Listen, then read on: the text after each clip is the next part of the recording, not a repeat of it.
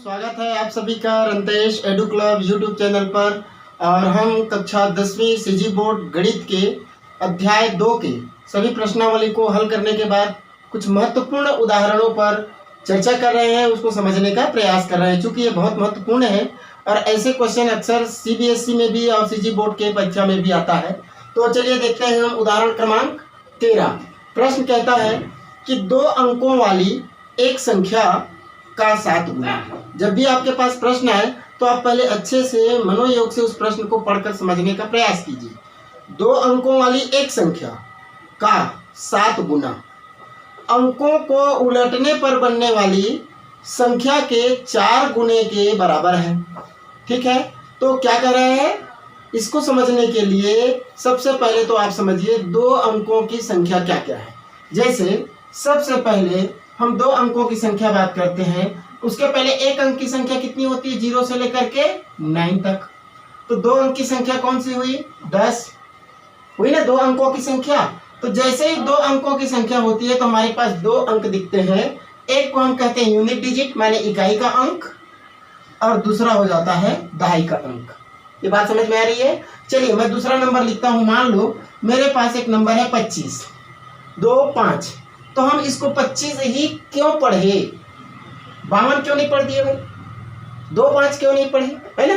तो ये दार्शनिक प्रणाली का इकाई मान आप पढ़े होंगे, स्थानीय मान इकाई अंक वाला, इकाई और दहाई याद करिए। तो उसमें क्या होता है, ये देखिए 5 इकाई का अंक है, इकाई अंक, ठीक है।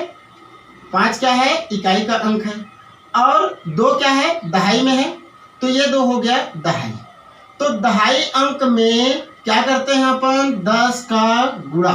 संख्या प्राप्त करने के लिए दहाई में 10 का गुणा और इकाई में 1 का गुणा, तब हमको मिलता है वो संख्या। जैसे यहाँ पर देखिए 10 गुणा 2 धन इकाई का अंक 5 है, तो 5 गुणा 1।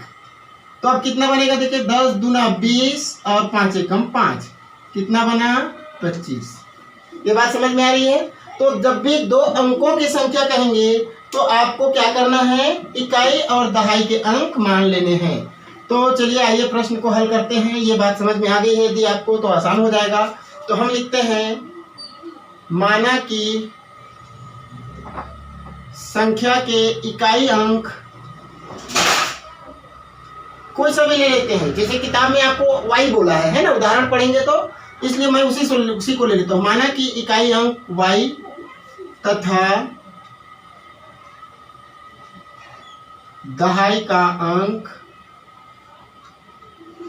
x है, तो संख्या बराबर क्या होगा। ये देखिए जब इकाई का अंक मालूम हो गया, दहाई का अंक मालूम हो गया, तो संख्या बराबर क्या बनेगा, इकाई के अंक में 1 का गुणा। तो 1 के गुणा करने से कोई अंतर नहीं पड़ेगा, वही रहेगा 1 से कम x। और सॉरी इकाई के अंक y है, इकाई के अंक y प्लस दहाई के अंक में क्या बताया अभी मैं यहाँ पर, 10 का गुणा होता है 10 दहाई है ना, 10 का गुणा दहाई में। तो दहाई हमारे पास कितना है x, और हम उसमें 10 का गुणा करेंगे तो कितना बनेगा 10x। जैसे 25 क्या बना हमारा, 10 दूना 20 धन 5 एकम 5, 10 20 5 25। वैसे ही ये अंक हो गया हमारा 10x धन y।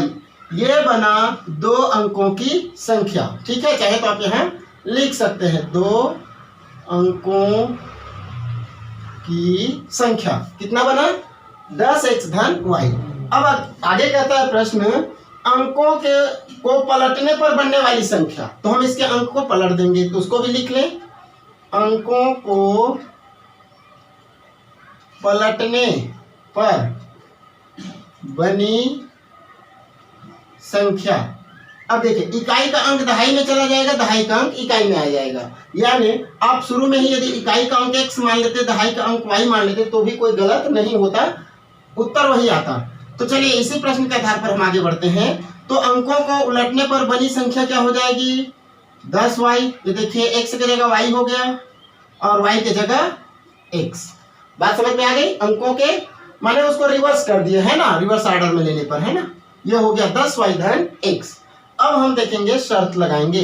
तो प्रथम शर्तानुसार, प्रथम शर्तानुसार। पहला शर्त क्या कहता है कि देखिए, दो अंकों की एक संख्या का 7 गुना अंकों को पलटने पर बनने वाली संख्या के 4 गुने के बराबर है। तो दो अंकों से बनी संख्या का 7 गुना यानी 10x धन y, ये हमारे दो अंकों की संख्या है। इसका 7 गुना हमारे गुणा 7 अंकों को पलटने पर बनी संख्या 10y धन x है का 4 गुना होता है। ये प्रश्न कर रहा है, देखिए के 4 गुने के बराबर है। ठीक है, तो ये हो गया 4 गुना। अब इसको हम हल करते हैं। चलिए कोष्टक खोल देंगे। 7 दहम 70x, 7 एकम 7y। देखिए गुणांक यहाँ पर 1 है, 7 एकम 7, y का y बराबर 4 दहम 40y धन 4 गुणा x 4x। ठीक, अब x y वाले सब पद को एक तरफ कर लेते हैं तो कितना हो जाएगा। चलिए एक तरफ ले आते हैं सबको। तो यहाँ पर है पहले से 70x, ये 4x इधर आएगा तो ऋण 4x हो गया, फिर धन 7y और ये 40y इधर आएगा तो -40 है ना, ऋण 40y बराबर 0। क्या किए यहाँ पर, पक्षांतर किए है ना। तो ROT से लिख सकते हैं या आप हिंदी में लिखें तो पक्षांतर ही लिख दे, कोई दिक्कत नहीं है ना। पक्षांतर से चलिए अब 70 में से ये देखो ये प्लस है माइनस है, 4 गया तो कितना हुआ 66x और माइनस है, देखो बड़ी संख्या माइनस है, 40 में से 7 जाएगा तो कितना बचेगा। 40 में पहले 5 घटा दिया 35, 35 में से फिर से 2 घटा देंगे तो हो जाएगा 33 है ना। ये हो गया 33 भाई। अब देखिए 33 और 7 40 हुआ ना। अब इसको यहाँ पर देखिए ये 33 से दोनों भाग जा रहा है तो भाग दे तो छोटा हो जाएगा। 33 से भाग देने पर ये हो जाएगा 33 दूना 66 माने 2x ऋण 33 से कम 33 भाग देंगे तो अपान हो जाएगा बराबर 0। ये आ गया समीकरण नंबर 1। अब आगे प्रश्न को फिर पढ़ते हैं। तथा कहता है तथा संख्या के अंकों का योग 3 है। ये दूसरी शर्त है ना। तो द्वितीय शर्तानुसार उनके अंकों का योग इकाई और दहाई का है ना, तो क्या बन जाएगा x + y बराबर 3। ये हो गया आपका समीकरण नंबर 2। यहाँ देखिए -y ये +y। झट से आप क्या कर लेंगे, दोनों को विलोपन विधि से हल कर दें आप है ना, तुरंत हो जाएगा। तो विलोपन विधि से क्या हो जाएगा, समीकरण 1 धन 2 से समीकरण 1 और 2 को जोड़ने पर आप ऐसा लिख दे, क्योंकि 1 + 1 माइनस है तो हो जाएगा 2x ऋण y बराबर 0, x धन y बराबर 3। दोनों का योग 3 है, ऐसा प्रश्न ने कहा है। देखिए दोनों ने है ना, दोनों जोड़ने पर 3। अब दोनों को जोड़ेंगे तो चिन्ह में कोई परिवर्तन नहीं होगा, सीधा +y -y से कैंसिल हो गया। 2x और 1x यहाँ पर 1 है ना, कितना हुआ 3x और 0 + 3 करेंगे तो 3। तो x = कितना आ गया 3/3। यहाँ पर देखिए गुणा इधर आएगा तो भाग 3 एकम 3 3 एकम 3 कितना आया x बराबर 1। अभी इस 1 को समीकरण 1 या 2 किसी में भी रख दीजिए आप। चलिए समीकरण 2 छोटा है उसमें रख दीजिए आप। समीकरण 2 में x बराबर 1 रखने पर तो ये समीकरण 2 क्या है हमारा x + y बराबर 3। तो x की जगह पर हो गया 1, y बराबर 3, तो y का मान हो गया 3 और ये माइनस हो जाएगा इधर आकर के। ठीक है, पक्षांतर से तो हो जाएगा y का मान 3 में से 1 गया तो 2। ये देखिए x का मान 1, y का मान 2। अतः अभिष्ट संख्या जो पूछा गया है, अभिष्ट संख्या क्या होगी, इकाई का अंक y माने 2, दहाई का अंक 1 माने 1 है, दहाई में x है माने 1, तो वह संख्या क्या हो गई 12। तो इस प्रकार आपको ऐसे प्रश्नों को अभ्यास करना है। इंटरनेट से भी आप ऐसे क्वेश्चन सर्च कर सकते हैं है ना।